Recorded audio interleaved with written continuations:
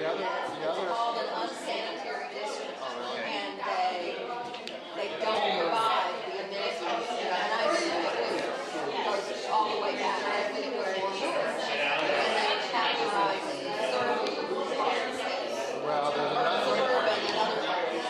debate here, and that is the state runs those roads rather than the county. So the county doesn't think. Good morning, everyone. My name is Fahim Darab. I'm with the Fairfax County Department of Planning and Zoning. I work in the planning division. We work on long-range plans. What you want your community to look like 5, 10, 15, 20 years from now. And that's what this whole study is about today.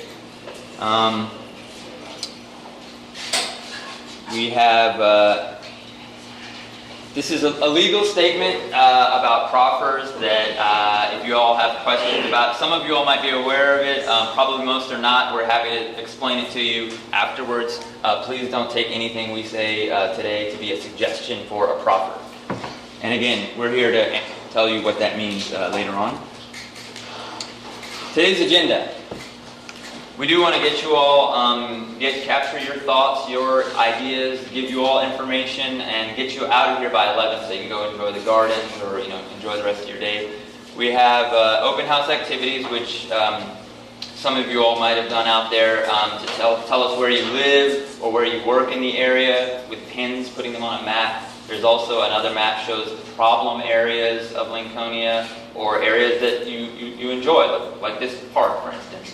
Put pins on those, and then there's big, huge blank maps, blank boards with markers. You can write down your thoughts in detail as well.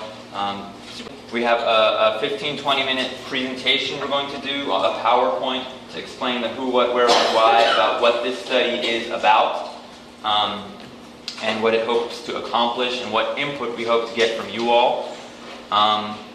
After that, we have a couple, an activity we'll set up over here on this side with some maps or with some graphics to show what your preferences are for different types of things. We'll explain that in the presentation. And then finally, we'll have a small group discussion at these tables where you will sit and discuss with your neighbors several questions that we've come up with. We have task force members. There's a task force. They're spread throughout the room. They'll be there available for questions and also to hear directly from you all. And before we move on to the presentation, I wanted to just point out that there are several staff here and also the task force members. I want to introduce them. We have, if you don't mind, Department of Planning and Zoning staff. We have Michael Burton. He's working on the study. Indrani Siskla is working on the study. She's our Michael and I's boss.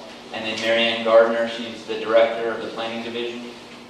And then we have several transportation staff here from Fairfax County Department of Transportation. In the back we have Kristen Calkins. She's the transportation planner. We also have Syed Nabawi. He is also from the Department of Transportation working on a specific project at Lincolnia and Beauregard. And let's see here. We have from Neighborhood and Community Services, Alejandra Caballero she's out in the main hallway area. She's here assisting as well today. And we also have Planning Commissioner Julie Strandley sitting by the door. Did I miss anybody from staff? Anyone else? Okay, I think so. And then we have task force members here. We have Darren Shoemate. He's the chairperson of the Lincolnia Task Force. He chairs all the meetings that we have every first and third Tuesday of the month at Holmes Middle School. And then we have Rita Zimmerman and Mr. Nazir Bagat and Matt Little sitting at the front table. They're also local residents on the task force. We have Mr. Fred Cornett, who's on the task force. We have Debbie Gerald as well on the task force, and Kathy King. She is on the task force as well. Did I miss anyone? I think that's everyone. So we have a number of task force members that you can speak to. We have staff as well here for you to ask questions of or provide your thoughts.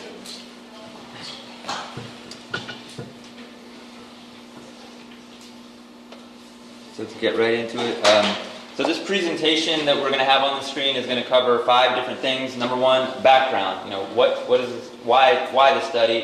General background information. We'll cover what's the study about, the role of the community task force, what the next steps are, and how you can get involved, you and your neighbors. Your neighbors and other family members that might not be here today. We hope that you all outreach to them and share what you hear today. Let them know that they should get involved as well. So some background information. How is land developed in the county? Many of you may be familiar with how the development process works in the county, but we just wanted to give a very brief overview. At the very top, at the most highest level, most general level, we have the comprehensive plan. It's a long-range vision, 20, 30 years out, what we want a large area to look like. The next step down, we have the zoning ordinance, which is simply a tool that we use to implement, one of the tools we use to implement the comprehensive plan.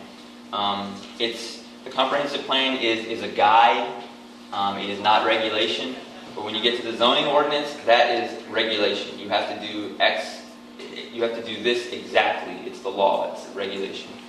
And then the next step, we have site plans, and that's where, when they get site plan approval, it's how a site needs to be laid out, and exact dimensions, roads, infrastructure like sewers and water and those types of things. That's when you see, the bulldozers out at the site and clearing the land and installing the roads and things like that. And then finally, you have construction and occupancy. That's we have building plans, electrical permits, plumbing permits, those things. That's where the actual building starts to rise from the ground. So that's just a very general overview of how the development process works in the county. At the comprehensive plan level and at the zoning ordinance level, you all, citizens, have input into the process. There are public meetings that are required, public notification that's required. That's where input is received from you, and the Board of Supervisors makes decisions about land use. The bottom 2, those are administrative, technical staff, engineers, architects, those types, building officials. They make those decisions, and it's based on code. There's no public input there. So here, again, we're talking about the comprehensive plan, and this is one of the pieces of input is you all's thoughts today. So as I said, the plan is a guide used by elected officials such as Supervisor Gross, who spoke at the beginning, to make decisions about future land use, roads, sidewalks, parks and rec, public facilities, and more. And the comprehensive plan, it reflects the vision of the community for what you all want to see retained and protected, what you all want to see changed, and so that's the idea. It's a guide for what you want to see in the future. It does not mandate development. It does not. Once the comprehensive plan is approved for an area, it does not require anyone to do anything. It's up to landowners to, if they wish to, based upon the comprehensive plan, submit applications to rezone a piece of property to develop what is within the vision. But it does not mandate. So what is this study about? Why do we have you all here this morning on this beautiful day? It's about reviewing and possibly updating the long-range vision for how the Lincolnia area should look and function. The extent of the study, we had some maps out at the sign-in table that showed the extent of the study, an aerial map, the front and the back. And basically, it's all of the Lincolnia, what we call the Lincolnia Planning District. For the purposes of planning, the county is broken up into smaller planning areas. So the area shown on this map on the screen in yellow with a red outline, that's called the Lincolnia Planning District. And the phase of the study that we're in now is considering potential reviewing the focus area, which is shown with a little circle up on the map on the screen here, but on your little maps it was outlined in yellow. That's the focus area near the intersection of 236 and North Beauregard.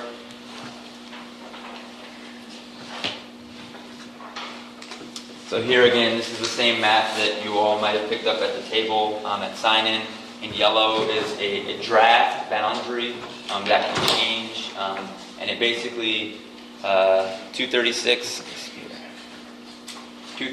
running west towards Annandale on the left side of the screen, running east going under this is 395, and it becomes Duke Street to this area.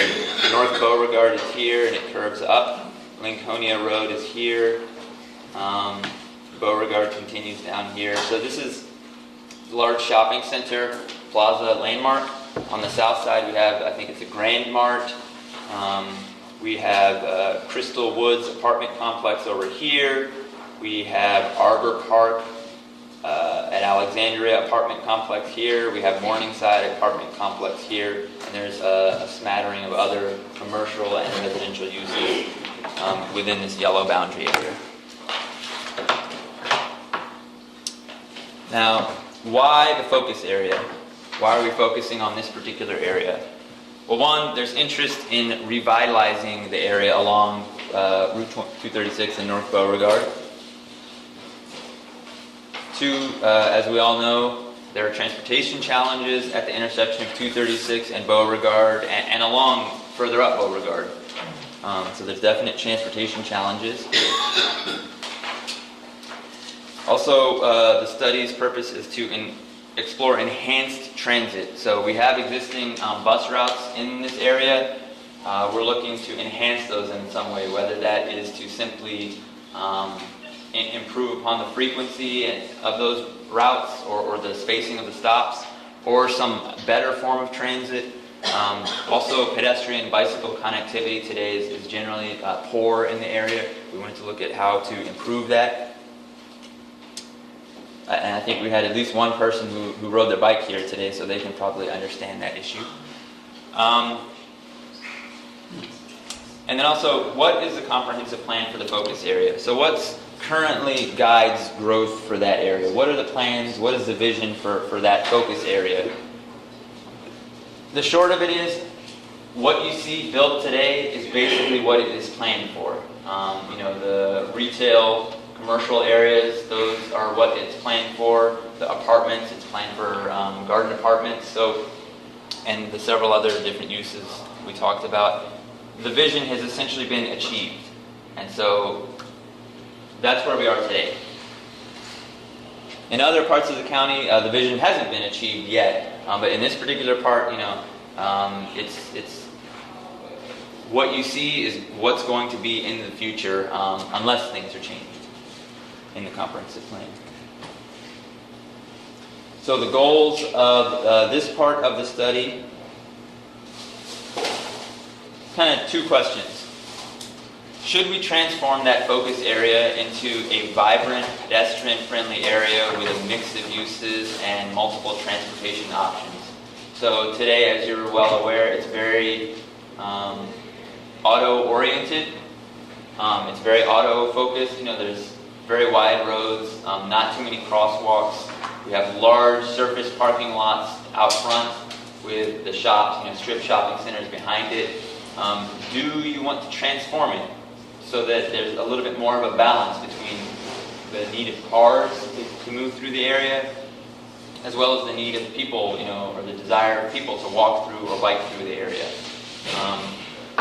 And then, if the answer to the first question is yes, is something we call a community business center designation from the comprehensive plan. Is that the best way to achieve this?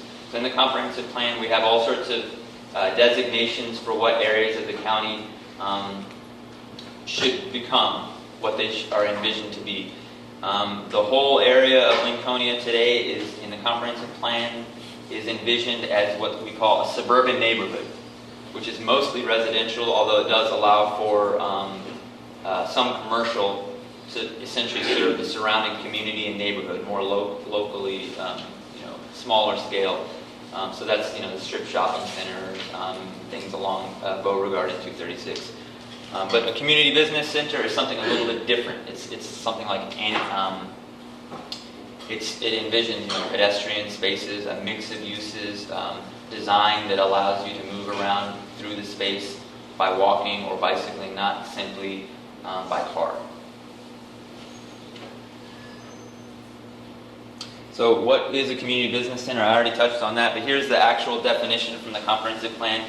Number one, it's historically older commercial areas along major roadways. Major roadways 236. 236 for the past probably at least 60 or 70 years has had some of those types of uses along commercial types of uses.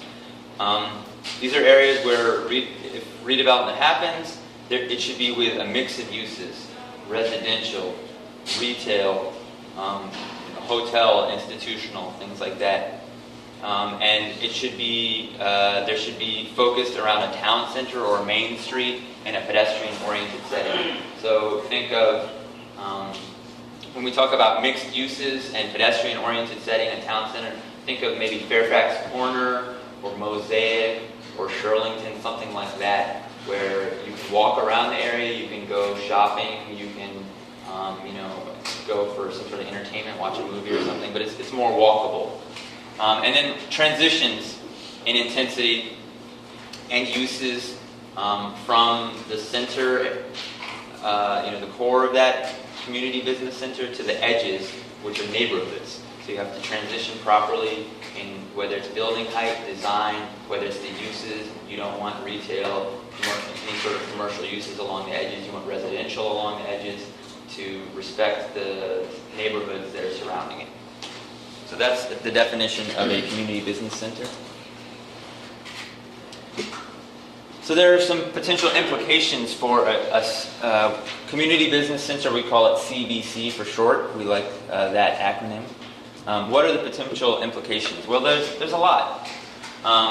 There are implications to housing affordability. Some of those apartments that are in there today, they have, they might be market rate affordable. They have lower rents because they're much older. They don't have as many amenities. Existing businesses. If a business area redevelops, that can affect the existing businesses that are there. Architecture, design, streetscape, sidewalks. Today there's not much streetscape or sidewalks. By streetscape we mean a wide, pleasant sidewalk, street trees to give you shade, benches, things like that. Roads and intersections, those can be affected. Environmental impacts. Today there's a lot of the development that's in Lincolnia today is much older before we had regulations, and so it's redevelopment could alter that so that we have now we have more environmental regulations. Green building practices, parks and open spaces, cultural and heritage resources.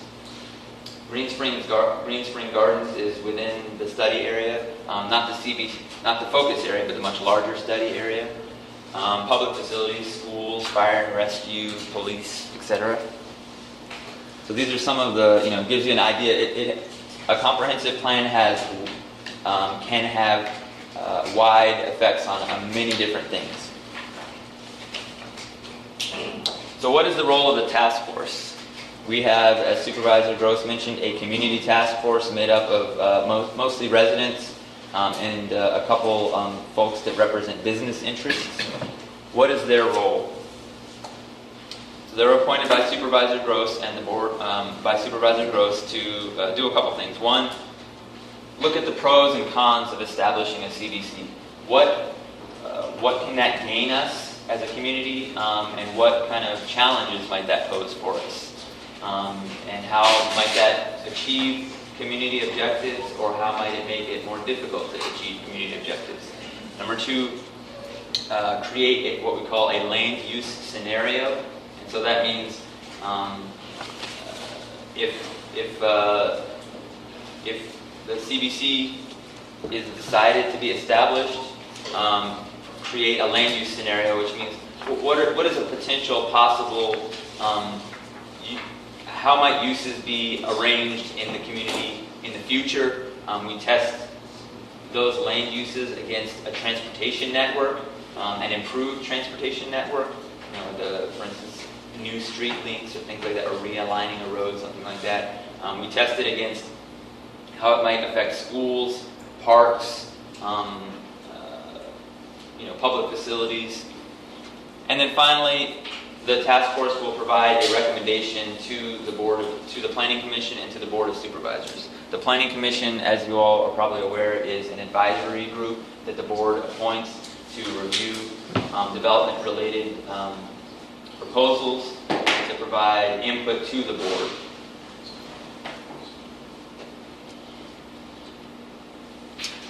So what are the next steps? The task force has been meeting since, I think, February, the first and third Tuesday of the month, and they've been getting a lot of background information about what's already in Lincolnia. They've been learning about, what a CBC is, what some of the implications might be. So they're continuing their meetings through summer, and by the end of summer, we hope they make a recommendation to the Board of Supervisors on whether or not to establish a CBC or not. And one of their ways of gathering input is this community meeting. You all telling them, this is what we, the community, we, the residents or business owners, whatever you might be, this is what we feel the future of Lincolnia should be. In addition to the task force recommending to the Board of Supervisors what they would like to happen, staff also will have our own, we are professional planners, transportation planners, land use planners, parks planners. We're going to make our recommendation to the board as well, to the PC and the board as well. This is what we think should happen. And both the task force recommendation and the staff recommendation will be made publicly available in something called a staff report that we publish on our website. And we'll note if you're on our listserv, which we'll get into that in a minute, you will be notified. And there's various other ways to notify you about that. But all that information is publicly available, so you'll be able to read it before there are any planning commission or board public hearings. But basically the board decides on whether or not to establish a CBC with input from you all, the community, from the task force, and from staff. Those are the different bits and pieces that both the planning commission takes into account in whatever their recommendation is, and the board takes into account when they ultimately make a decision. So if a CBC is established, what would happen then? Well, so the board and planning commission would happen fall or winter of 2017, and then immediately after that, the task force would get to work creating several land use scenarios. What types of land uses could occur within that focus area in the future. They would come up, working with staff, come up with a transportation network that might not look exactly what's on the ground today. It might be tweaked, shift the road this way, like Beauregard, that really hard curve. Do we want to straighten that out, for instance? That's just one example I'm just bringing up, for instance. And so we would then test the land use and the network and see what happens. How does that affect transportation network in the area, congestion? How does that affect parks and schools and all of those types of things? Okay. So we test it for impacts. And then based on those impacts, staff will provide analysis, very detailed analysis for the task force to consider, for the community to consider. We publish all this information on our website so that you can review it yourself. Basically, based on those results, then the task force would be charged with crafting comprehensive plan guidance for that focus area. So what sort of land uses do we want in the area? Are there building height limits that we want to put? Do we want apartments here and townhouses there? Or do we want to retain this type of, retain what's there today? Do we want, a mix of uses, retail and hotel and residential mixed together? What kind of guidance do we want on environmental issues, etc.? Comprehensive plan guidance would be sort of what the task force proposes, what staff proposes. We'll work closely with the task force, and we'll send that in the staff report to the Planning Commission and Board for their consideration. And we would also, of course, receive input from the community. If the answer to CBC designation is no, we're not interested in that designation, we want to go a different route, then individual proposals to amend the plan could be considered and analyzed instead of considering it in a comprehensive way where we look at a much larger area and see how overall we might make changes or keep things the same. We would look on a much more specific basis. This is a very specific piece of property. We'll look at that, but we can't look at as much with what's going on around it. So that would be the approach if there is not a CBC designation. And you could describe it as surgery versus a Band-Aid. If you have some sort of something you're trying to take care of in your body, you go to the doctor. If it's something major, you do surgery. There's recovery and all of that. It's a much more intensive process as opposed to just little small Band-Aids, which would be this approach. So what about the remainder of Lincolnia? The maps that we had out front showed a very large area. We've so far been talking about a focus area, which is about 150, 200 acres. What about the much larger 2,000-acre Lincolnia area? So proposals to amend the plan for those areas outside of the focus area, the area shown in yellow on the maps, they will be reviewed after the CBC question is addressed. And they would be subject to a similar sort of process. So, similar, but it would be addressed after the CBC question is addressed. How can I get more involved? We see a number of new folks here. Some of you all we've seen at meetings before, but there's a number of new folks. So how can you get more involved? One is to sign up to our email list, which we had at the sign-in sheet. Our website is on it, a little sheet that has all the different ways to get information from us. One of it is our website. Every time we have a meeting, we post it beforehand. There's going to be a meeting at this location on this date. After the meeting, within a couple days, we post all the presentations and handouts and materials. We have an email list that you can sign up to that also shares information about upcoming meetings. Task force meetings. Those are probably one of the best ways to get involved as well. All of the task force meetings are public meetings. Anyone and everyone is invited to come attend. There's a public comment period where if you have thoughts, you can share your comments at the very beginning of the meeting. And typically the way the task force chair has handled the meetings is to also allow community input during the presentation, ask questions or make comments. So it's a very open process. Again, our website is here, project page. It has background information, frequently asked questions, previous meeting materials, upcoming meeting announcements, and the link to our email list. Sure.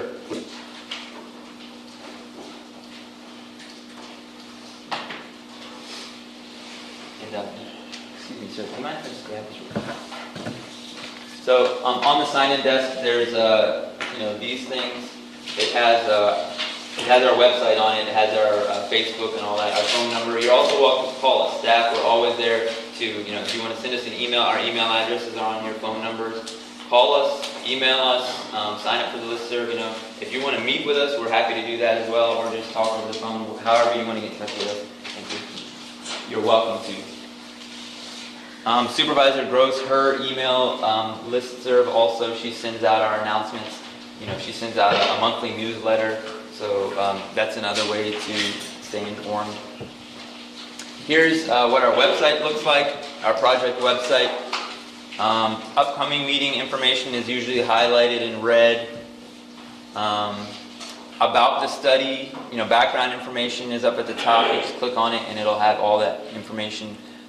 You can comment. You can actually provide comments through our website as well, if you choose to do that. We have documents that we've produced, maps, handouts, things like that, statistics. We have previous meeting materials, as well as upcoming meeting announcements. And then we have a frequently asked questions page as well, which some folks find helpful. So just that's kind of what our website looks like to give you a rough idea. I wanted to quickly go over some of the activities we're going to do in a moment. There's something we call the I Prefer activity. So all these easels you see over here, there's little jars beneath them, little mason jars. They're going to be boards that describe different elements. It's going to be interactive, and basically this will give the task force and staff an idea of what you prefer to see in this potential community business center area. Essentially, you indicate, you tell us your preference for the type of community you want Lincolnia to either remain or become. And there's 6 different categories. You indicate your preference by putting little pins, and they're all the same color. The pins there's not different colored pins for this exercise.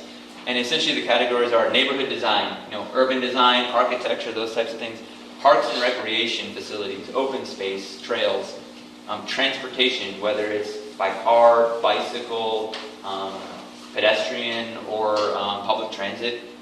There's a housing board, retail and entertainment and dining, and then other uses like office, hotel, child care, senior living, those types of things. So these 6 different boards, we're going to give you a limited number of pins and request that there are different photos that represent different things, and whichever photo that you want Lincolnia to look like, place a pin on that photo. And then we're going to have, after that, a small group discussion. And I'm trying to see time. We are at 9:20, so we're good. Actually, a little ahead of schedule. Small group discussion, which we're going to distribute these directions to each of you all in a little while. But the small group discussion, the way it's going to work is sitting at these tables. We have 3 questions. And we want you all to provide input on those 3 particular questions. If you get through the questions and you still have time, please talk about whatever else you want to talk about. Each of the tables we're hoping to have both a task force member and a staff member, so the task force can hear directly from you. And so we also ask that at each table you choose a volunteer scribe. We have pens and papers that we distributed, and a report back person. So we're going to go through each of the 3 questions, about 10 minutes a question, and staff will keep time. And basically you go around the table and each person give your thoughts on what the question is. And then after going through all 3 questions, we want each individual group to report back to the larger group.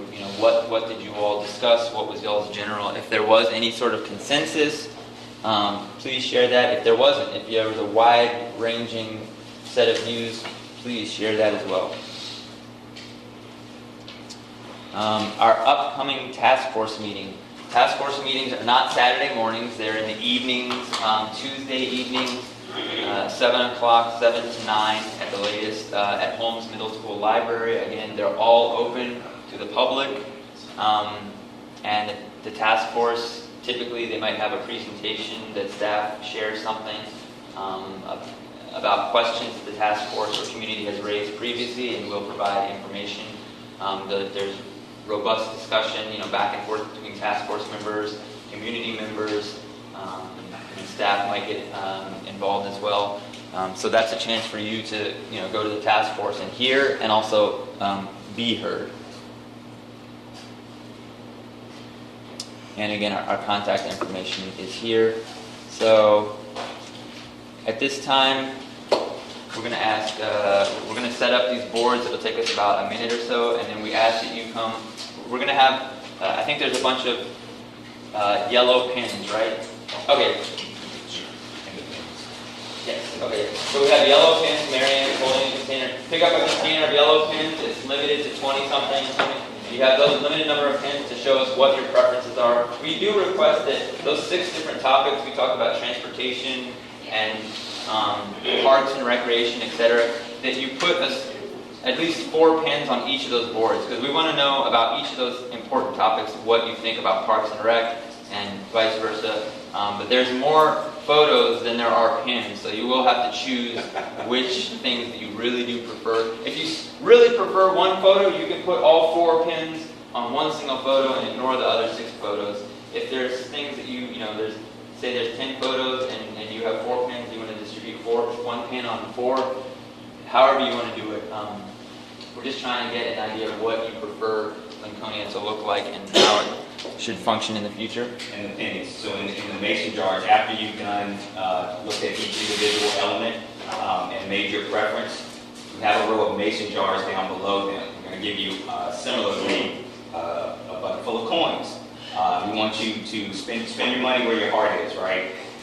Whichever one of these elements matters most to you, whether it's transportation or if it's housing, you can put all of your coins in one jar and you can spread them out. So trying to gather a wide range of feedback.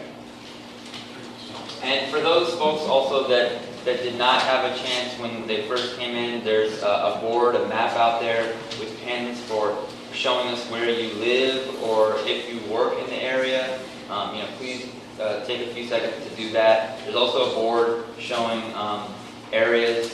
We'd like you to show us with pins problem areas of Lincolnia or areas that you really love, like Green Spring Gardens, for instance, or if there's some other area that you really love. So that's out there. There's markers out there as well if you have additional thoughts you want to share and you want other people to see your thoughts as well up on the board. And then finally, at the signing table, there was a little comment sheet, a blank comment sheet. We have pins. If you have additional comments that you want to share with us, share that with us. We will compile them and share them with the task force and the community at a future task force meeting. Are you going to respond to questions? We do have maybe like 5 minutes to respond to questions. We have staff members here to answer questions, individually, but we do have, I guess, 5 minutes, so maybe we can respond to those types of questions. Sure. Yeah, I'd like a question. Two things. Second one just came up, but the first one is we're very close to the line with Alexandria. And Alexandria has a West End project, and they're thinking of moving the Landmark Mall into more of a mosaic thing that you talked about. How are you interacting with them, and how would we be, in Fairfax County, be expected to interact with them? And the other one, conspicuously absent on spending money to schools. How do schools interact with this too? Okay, 2 good questions. First question, coordinating with the City of Alexandria. The City of Alexandria shares a large border with the Lincolnia area. They are in charge of planning and zoning authority for Alexandria, and we're vice versa for the county. We have been coordinating with them. We internally staff meet with them, so our planning and zoning and our transportation staff have been meeting with their planning and zoning and transportation staff. In fact, with their planning director on a regular basis to talk about long-range planning studies, the actual projects that might be happening soon, transportation things. So we've been meeting with that. We also had Alexandria staff from their transportation and planning departments come out to a task force meeting, and they had a detailed presentation, which is on our website. You can look at that, about all the things, small Beauregard small area plan, Eisenhower West, Landmark, their bus rapid transit plans. So we think that's a very important thing to coordinate with them, because what they do over there will definitely affect us, and what we do here will affect them. As far as the schools, schools are involved. Schools will become deeply involved, or they'll become more heavily involved with the study once we answer the CBC question and we get into the land use scenario. That's when we would provide land use inputs to them. X number of apartment units, or townhouses, or we'll provide that information to them. They will do analysis and say, we think this will produce this many school children, each of these different types of units, and so the need will be X. For example, I'm just making this up, but there's 2 nearby elementary schools. We need to upgrade and improve those, expand their capacity, and there's a nearby middle school that we have to upgrade and expand the capacity of that one, for instance. That's just one way. So that's when they would get more heavily involved. Schools are definitely an important part of any planning study. Yes, sir? Two quick questions. So it's a yes or no on CBC, or is there like a range of options? Because you described it as get what you got or go for a CBC. The second question is the boundaries. Is this the boundary set by your office? Yes. So the first question, the CBC is it is a yes or no. Either you are a CBC or you are not a CBC. But if both of those options, if you become a CBC, there are a different range of infinite ways that the community could look. Different types of intensity. It doesn't have to look exactly like Mosaic or Shirlington or Fairfax Corner. So the land use scenario after the CBC question, that's when the task force and the community will come up with what exactly we want to do. We want only 4-story buildings and townhouses, or do we want 5-story or 10-story? Or that's the exact details would be the land use scenario. And that's true whether or not a CBC is established. If a CBC is not designated and we have more specific, parcel-specific proposals, again, the people that nominate those proposals could come up with, they could have a specific proposal or they could have multiple options. It really depends. But it's a CBC or not doesn't immediately mean this exact type of development or that exact type of development. And then the second question was The drawing of the boundaries. right. So staff, it's a draft boundary. It can change, and it likely will change. That's what staff came up with when we looked at. We looked to include all of the commercial areas at that major intersection of 236 and North Beauregard.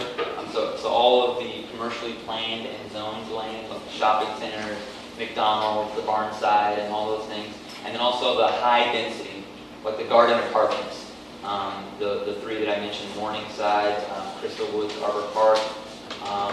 And then there were some remaining parcels that were sort of Swiss cheese pieces that were within the larger area that was starting to form based on that boundary. So there's some townhouses, there's some single-family detached, there's the church, the Methodist church, the senior center. So that was kind of how we said, what's the most dense and commercial area? Let's draw a boundary around that. We tried to leave out the low-density residential. Yes, ma'am.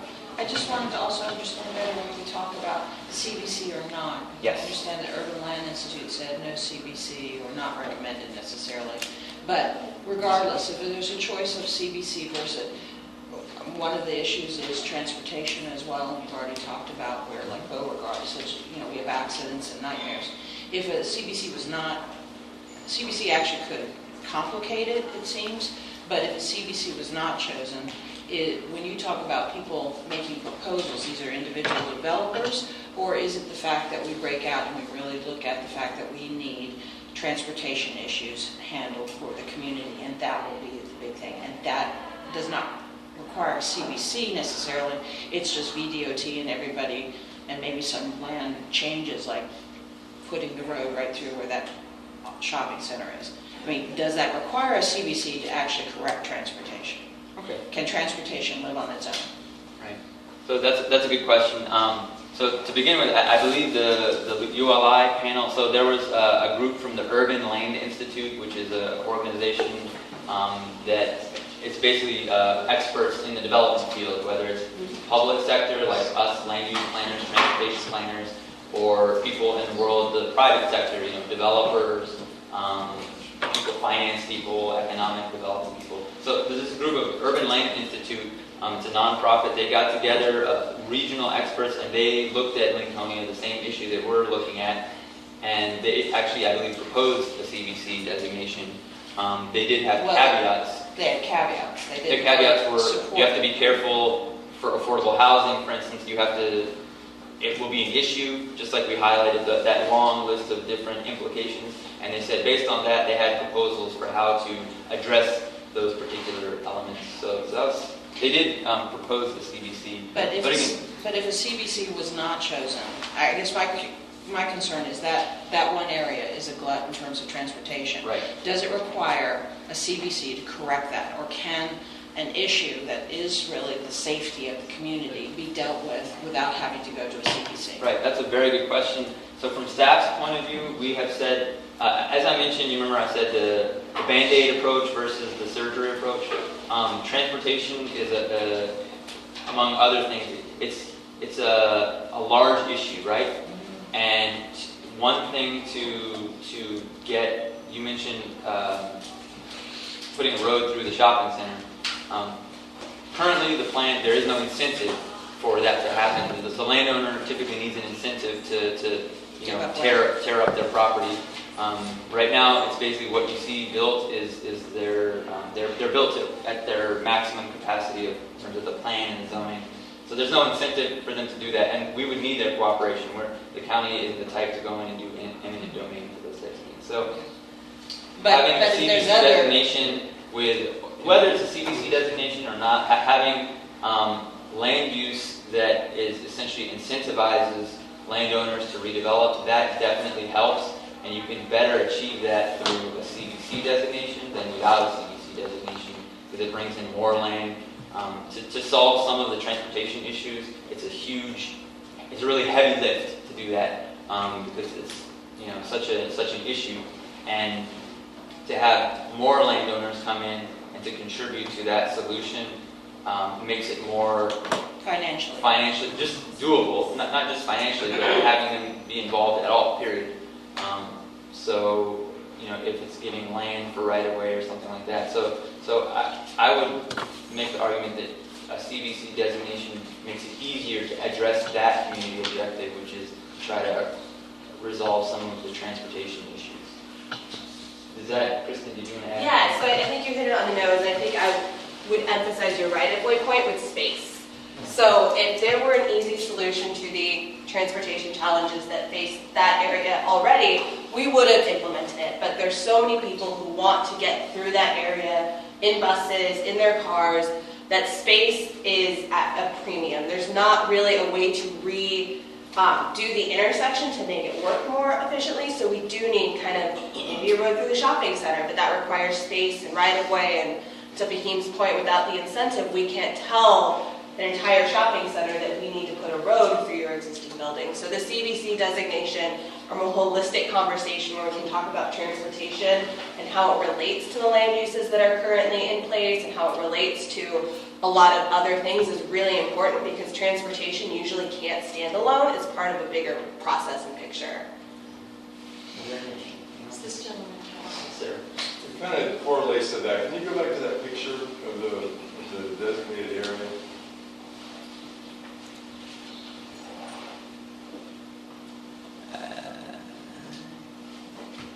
Let me just get up there a little bit quicker.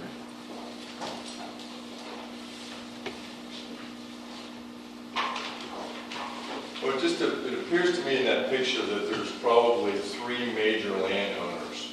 Uh-huh. The apartment complex, the big one right in the middle, the north side, I'm guessing that's the north side. And then, Right, Arbor Park right here. right, and then below that area is the shopping center. And Right. those are the three major land owners, it appears to me from that map. What kind of input have you had from them? Okay, Are they so on board with this, or are they against it, or what is their position? the shopping center, the Plaza Landmark, Fred represents that organization, or the owner. We're on board with it. Okay. He's on the task force. And basically, it's from a transportation issue. I mean, we have to get customers into our center and out of our center. Yeah. And it's an issue right now. Yeah. And straighten that road right through it? That's one of the things with the storyboarding, maybe it works, but, to get a CBC and to get the resources of Fairfax County behind us to do a study and see if maybe that works for us, maybe it works for the whole community. And then we would probably need some more density to do that. And then, hopefully attract more amenities to that area. And, do land, the streetscapes, as well as also provide, some green space and maybe some common area where we can get together. So, that's long-term, you know, and we have to emphasize this is 15, maybe 20 years out. And that's what we're looking for. You know. What about the other one, the apartment complex? The other three, apartment complex owners, we've notified them, so they're aware of it, but we haven't, heard much from them up to this point. And- Okay, could we, I think what I'm hearing you say is that there are no solutions that are any shorter than 20 to 30 years out. That we're going to grapple with what we have for roughly the next 20 years. Is that what I'm hearing Well- everybody say? what we're saying is, so a plan, a comprehensive plan is definitely a long-range vision, 20, 30 years, but you can begin implementing it through either development proposals or projects that maybe the county would work on, like improvements to sidewalks or something like that, for instance. That could be more immediate term, but typically it takes a long time to implement all of the vision, 20, 30 plus years. So, it's significant change probably wouldn't happen, very soon. Okay. And even going through that development process, that from the slide we had at the very beginning, going through planning, zoning, site plans, etc., that by itself takes several years to get through. I'm aware of how long it takes Okay. to do transportation type projects and stuff, but I guess what at a very personal level, asking is, how long is it going to be before I can get out of my driveway? These are our long-range plans. But you can say, there are other transportation plans in place that would actually make Little River Turnpike a faster road and a wider road, am I right? The comprehensive plan has it planned for widening to 6 lanes, but we don't currently have any design or implementation timelines on that. It's not gone into design or anything along those lines. It's just kind of a long-term vision for. Sure, so the 236. vision currently is more highway, Yeah. faster, as opposed to more community, slower, pedestrian friendly. So Right that- now, so this is our opportunity to take a turn off of that if we wish and do something that's more community friendly. Yeah. So now we're- Conflict. There's, one more. Coming out of, not this meeting, but was tangential to this meeting, a couple of weeks ago, we had the meeting about doing something at the light at Chambliss, Beauregard and all, to try to make it more pedestrian friendly and safer because of all the weaving and everything like that. They're talking about that now, and I don't know if you can give them the website for that, but there's a comment period that's just been extended right to the 30th of August on it. And that's one thing they're talking about. And Supervisor Gross, based on that meeting, is asking VDOT to do a study of Lincolnia Road from Braddock to the intersection of Chambliss. So they are looking at I'm talking from the task force. They are looking at some other temporary kind of fixes to see if we can do something about that. I don't know. She just was going to make the request to VDOT to study Lincolnia Road, because all of us live along Lincolnia Road. I live in Charleston Square. I take my life in my hands every time I try to turn left into my community. And so she's going to ask them to look at that, and they are looking at that, the mess up at the traffic light. And that's the engineers are working on it, and the community gave them some more ideas about what to do instead of what they proposed, and there'll be future meetings on that. So those are kind of the Band-Aids that he's talking about, that they are trying to do that, but it's just plus this, when you add all the things the city of Alexandria is going to do further down Beauregard with rapid bus transit and all like that, it's something that's going to take a long while. Thank you. Thank you. Maybe we should move on to the next part. So we had talked about, there's the I Prefer activity, which again, Mary Ann and Brian are down there. They have pennies. You drop them in the jar, whichever, show what you value with your money. And then there's the pins Mary Ann has. Please place the pins on the photos that you want Lincolnia to either retain or to become. And again, please place pins on all 6 of these so that we can know about all 6 elements. Yes? I'd like to hear that question before I can see the seat. Is it possible for you to explain the impact of not having a CBC and having a CBC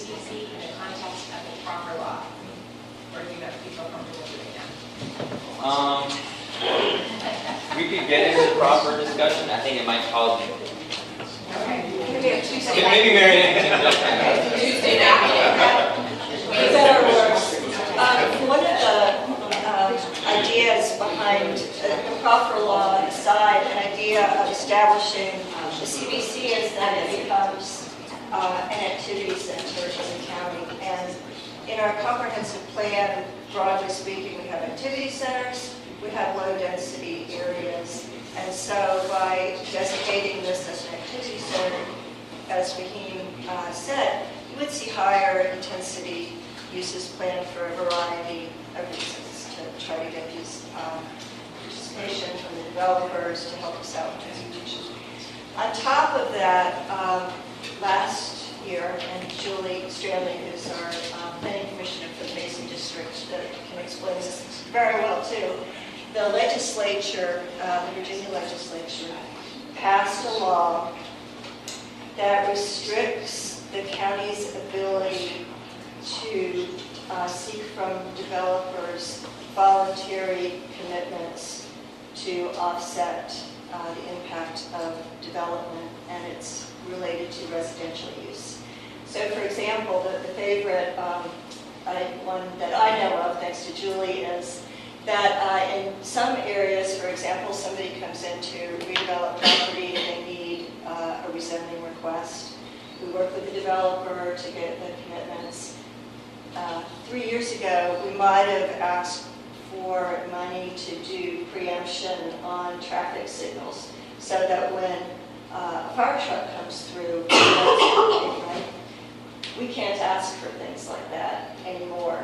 The only things we can ask for in areas that are subject to this legislation are those which are specifically attributable to the impact of your development.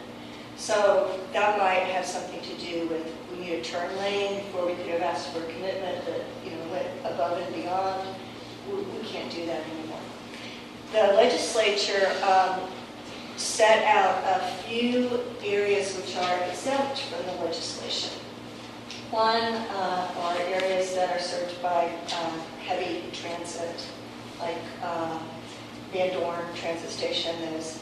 And the other category are areas that are CBCs, that are, served by transit, the bus counts, that are designated as revitalization areas, so Bailey's, Annandale, Springfield, but not Lincolnia. And the kicker is that they do have to have in their plan at least one recommendation where a FAR of 3.0 could be achieved, which is pretty high. What we just did in... What's an FAR? I'm sorry. FAR stands for floor area ratio, and it's a measurement that's used to identify intensity. So the shopping center, the Landmark Plaza, those are usually low floor area ratios because they have a lot of parking, that's not counted, and so the size of the building relative to the size of the site is small. When you have multi-story buildings on smaller sites and maybe structured parking, those are higher floor area ratios. So around the transit stations in Tyson's, or even in Reston, we have some FARs that are, way up there. A 3.0 FAR is definitely going to be a building, maybe 10 stories you would expect to see. It's going to have structured underground parking. In McLean, they had all the attributes. For example, they were CBC, they were revitalization area, but they did not have the 3.0 FAR.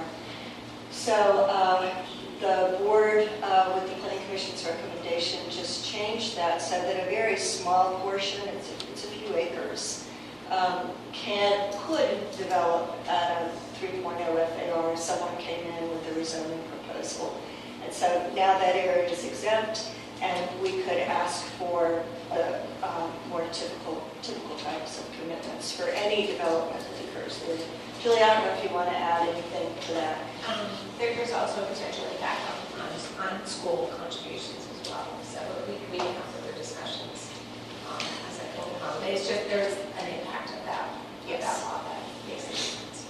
comment on taxes and property values in these projects? How does it affect the landowners and the tax base?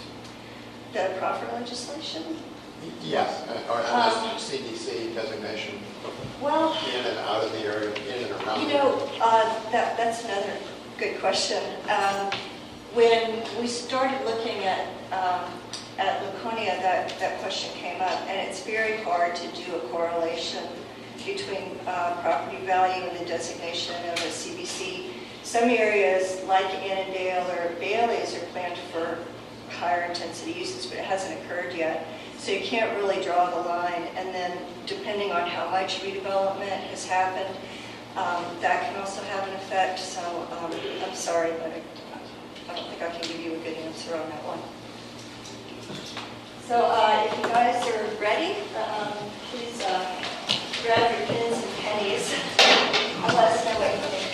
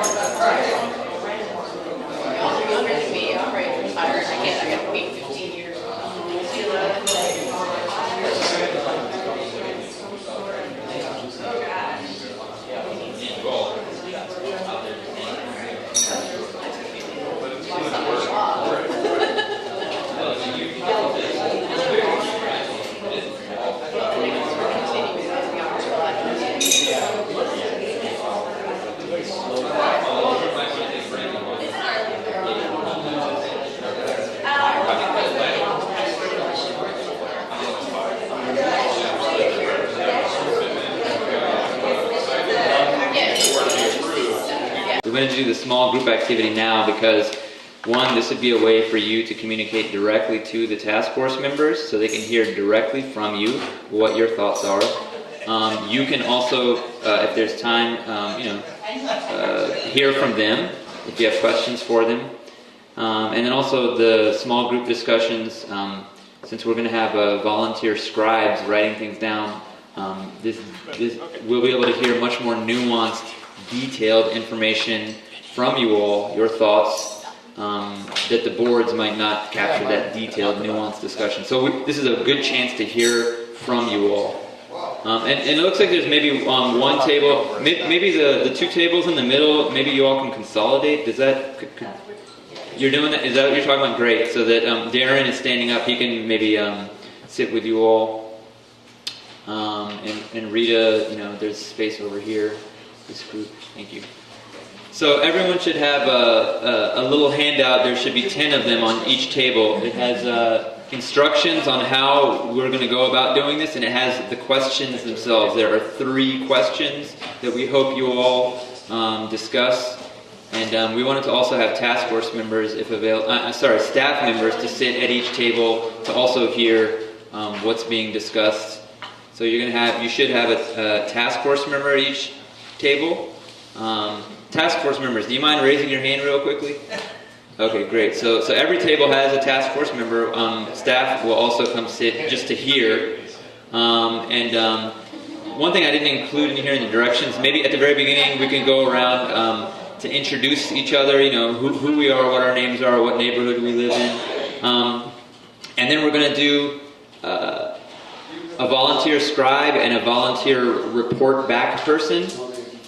And then we're going to take 10 minutes per question. We're going to take question number 1, 10 minutes, discuss that, go around the table, talk about strengths and weaknesses, and then we're going to move on after 10 minutes. We'll let you know when 10 minutes has passed, move on to the next question.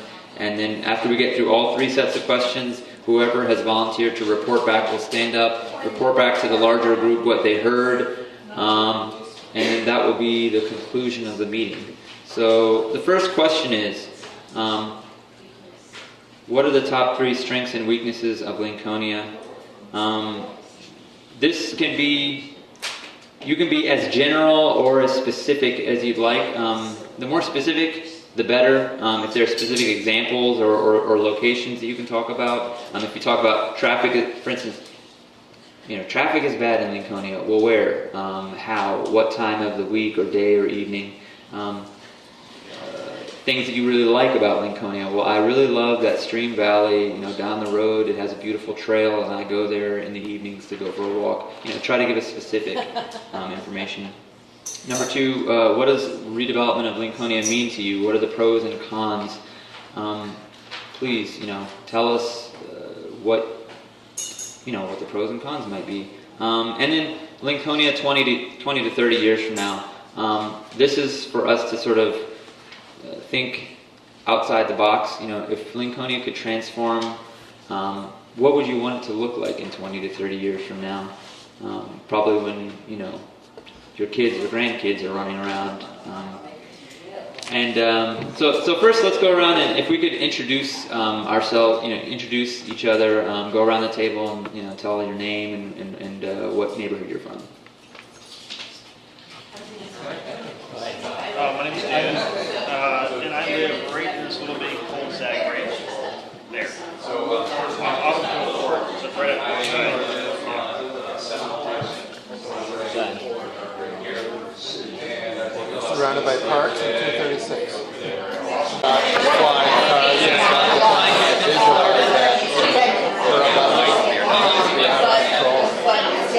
Attention everyone, we're starting the report right now.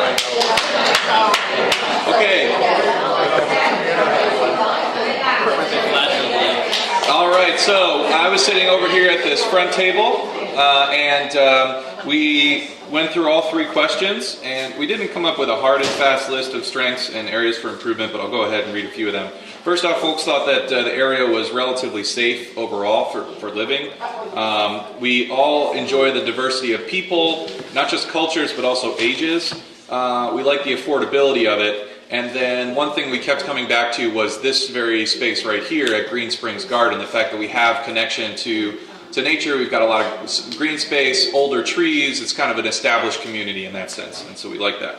Weakness, of course, transportation and pedestrian safety, lack of crosswalks, and then a lack of quality retail, which came up in some of the other areas that we all were, many of us were voicing an interest in sort of a higher level retail or more diversity in retail that created a sense of space.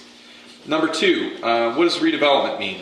It was mentioned mixed use by some, although others didn't necessarily want to see higher density. Some folks wanted the current density. Some felt like it was a trade-off that we would have to consider in order to boost retail and boost transportation access and such. It was voiced that we really want to see a better connection to Alexandria, whether that's walkability underneath 395 or public transportation under 395 or up Beauregard, or even better connecting for public transportation purposes, King Street to old Fairfax or City of Fairfax. Better use of space to kind of get a Main Street feel, so not necessarily access roads and parking lots, but more of a city block sort of feel where you have smaller roads, wider sidewalks. Easier ways to cross, of course. The idea was to potentially put a transit center into the Landmark Plaza area. So something that felt like what you see up in the Brack area, further up Beauregard, would be really nice, or if Shirlington has that as well. And then the last thing, 20-30 year vision. This one was very interesting. Maybe the thing with the most consensus was the idea of making 236 have a boulevard feel with sort of a space down the middle with trees, a little slower, ability to walk, just something that felt a little less like a chute for cars to pass through and a little bit more like a community. But we did feel like we wanted to keep affordable housing, keep the community makeup, and then probably the other last thing that kept coming up was the idea of that sense of place, restaurants where you can sit outside, parks, space where people can congregate safely, and it's not just asphalt and car exhaust. How did I do? Okay. You got to go to the other side. Come on up. You want to go ahead? I'm going to... Well, our group had a lively discussion, and amongst the strengths and weaknesses, we found the strengths were the diversity of people, the affordable housing mix, and a younger demographic that are some of the strengths. As far as the weaknesses are concerned, there's transportation and complex traffic coming, so that was one big one. The low quality retail and restaurants, and and the intersection, of course, of Oasis Drive was also mentioned. And then there is too much kind of low cost housing, and that it's a kind of neighborhood that's not going anywhere. Amongst the things that we want to see in terms of redevelopment is easier access to 395 from Little River Turnpike, perhaps bypassing things to remove congestion at the Beauregard intersection. The other is that we need probably one more crossing across Holmes Run near Chambliss and Beauregard to sort of ease traffic, and need a healthier mix of services and amenities in this, and a better streetscape.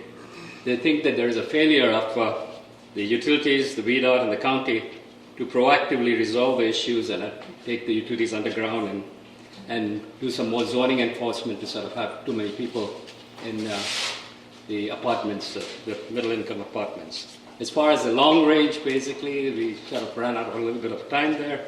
We sort of flying cars and and things like that, and a better kind of, place. But I think one of the things that, from my perspective, is to sort of have a vibrant, live-work kind of neighborhood with easy multimodal access to the city and other activity centers, would be a good thing as a person in the neighborhood. Thank you. Thank you, Nazir. Thank you. Good job. Good summary. That's it.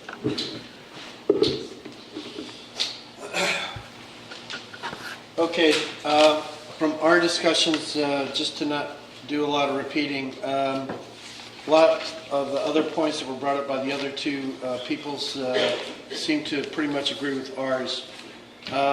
What came out overall from our discussions is living in this area is easy access to get to other places. Old Town, DC, Crystal City, Annandale. There's not really a whole lot that attracts us to the local Lincolnia area. If we want to do something, we go elsewhere. The biggest attractor that came out from our discussions was the traffic and the lack of accommodating and providing a more community-like or local atmosphere, village-like, if you will. A couple of examples came up in our discussions. So I guess you could kind of roll that in overall to both strengths and weaknesses. Redevelopment, some concerns about increasing traffic. It's bad enough already. Taking and widening it to 6 lanes does nothing more but increase it as a thoroughfare and disincentivizes local pedestrian ease of being able to get around. For redevelopment expectations, the big vision, at least right now, is that there was a thought that we see from a homeowner perspective and even business owner perspective, the possibility of stagnating or even decreasing property values. You want to look at an investment that is actually going to have some increase in value, so we see that. Better local area access and ease of access, more of a community, parks, recreation, higher, still accommodating the mixed community and affordable housing, but then also a community that allows and enables and incentivizes interaction. Right now, we don't see that. 20 to 30 years, modern suburban, not urban. We talked about, there were a couple of things that we talked about in the way we see some areas that have developed, and where the way things are developing. You look at Tyson's Corners. We hear about the Van Dorn area in high rises. More of an interest in a suburban-like atmosphere and definitely not urbanized. Visually attractive and accommodating, family-friendly, and not something that, yep, it's just quick access to get to where I'm going. So, yep, I guess that's about it. Thank you.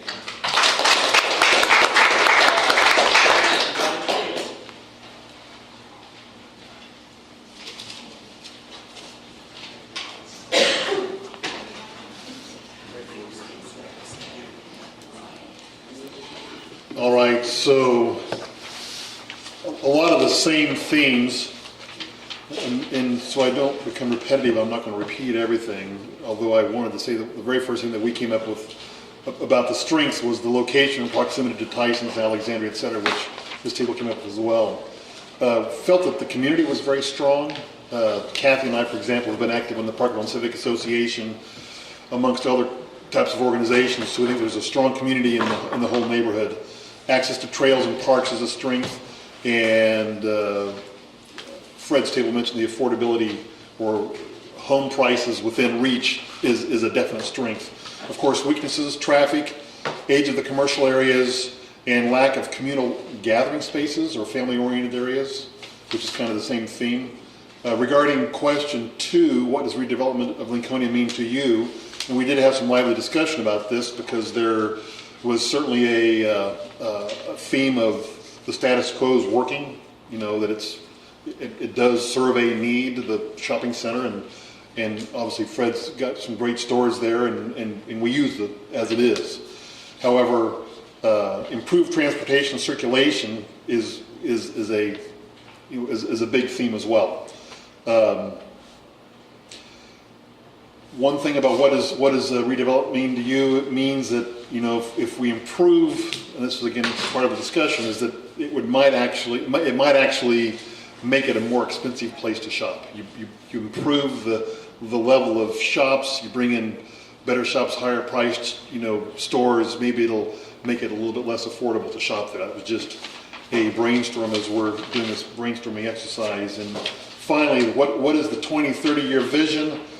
You've heard me say this a million times, and it came out in the group, is we would love to see a Mosaic-like or a Shirlington-like, place. With nice restaurants, nice pedestrian access, easy in, easy out parking, traffic solved, and then of course the becoming a neighborhood destination with green space, and obviously a overarching and final cosmetic facelift to the whole neighborhood, the whole look and feel of that intersection. So that pretty much sums it up. I tried not to be too repetitive, but thanks for your time.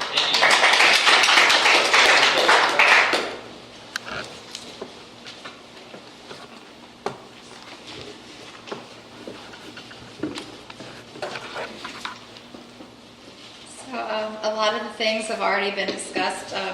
But like our group, some of the strengths were the proximity to shopping. Most areas have 2 or more bus routes that you can access for public transportation and go to areas such as the Pentagon, where you can then catch the metro and go out to other areas. There's a wide variety of different cultures in the area, It's moderately quiet in most of the existing older neighborhoods, and those are kind of like hometown neighborhoods where there actually, believe it or not, are a lot of families where several generations have lived and grown up in the same neighborhoods. Some of the weaknesses were like the traffic, the existing roads were never designed for the amount of cars that are traversing that area now. And that's just infrastructure that, aging infrastructure that every older community is facing these days. And then there's like a conflict between commuters and those that live in the areas. So with the development of apps like Waze, when traffic's heavy on a major route, guess what? Waze is going to route you through the neighborhoods, and that's where you're seeing increased area in neighborhoods such as Lincolnia Park and Lincolnia Hills, because it takes you off those major routes of 236 Beauregard Street. And then there's a lot of pedestrian safety issues in the neighborhood. There's a lot of disconnect along 236 as well as along Lincolnia Road. So right now, those areas like getting from Lincolnia Park to the shopping center, there's not a good sidewalk system to get you from that area to the shopping center if you wanted to walk or you wanted to bicycle. So for question number 2, the pros, you'd like the area to be more walkable. And then some people, like they said before, you like the mixed-use feel of Shirlington, where there's a grocery store, not necessarily, a movie theater that you would want in the area, but then you have a lot of different restaurants and cultural events in the Shirlington area. And then some of the pros, I guess, property values is kind of a pros and cons. If your property value goes up, your taxes go up with that. So that you can see that as one or the other. And then the other con would be development of high-rises like these 10-story that everyone keeps talking about. You certainly wouldn't necessarily want the 10-story high-rises in this area. And then the short-term disruption to neighbors and the neighboring areas when they're doing redevelopment. And then, so number 3, for in 20 to 30 years, maybe some taller living, but not more than 5 floors of residential. So like where you're seeing in the Groveton area and the Dunloring area, where they're building a shopping level on the first floor, and then you've got 5 floors of residential above it, and then your parking's underground. So you don't have the 10 stories. You may have 10 stories all together, but some of that's down underground. More green space in the CBC, and then enhanced facilities, such as like for the Lincolnia Senior Center. That's kind of one thing. The Lincolnia Senior Center sits in the middle of the CBC, but we haven't really addressed what would happen to that facility if that is included in the CBC area. And then, as the other group mentioned, you still want more of the suburban, maybe a more modern suburban community, and not the urban like you're seeing developed in Tyson's, to maintain the current diversity and don't encroach on like the park facilities that exist today. And then 20 to 30 years, the amenities closer to home. So you have like, the town square feel, you have like the splash park like they have at Fairfax Center, or the restaurants where you can come out and sit, or areas where they can have bands like they've done in the city of Fairfax. They have a nice area now where it's graduated and they have bands there on the weekends. So it's more of a community feel where you bring the community together instead of, like they said, having to drive to like Kingstown or Fairfax Corner or Reston for those current amenities.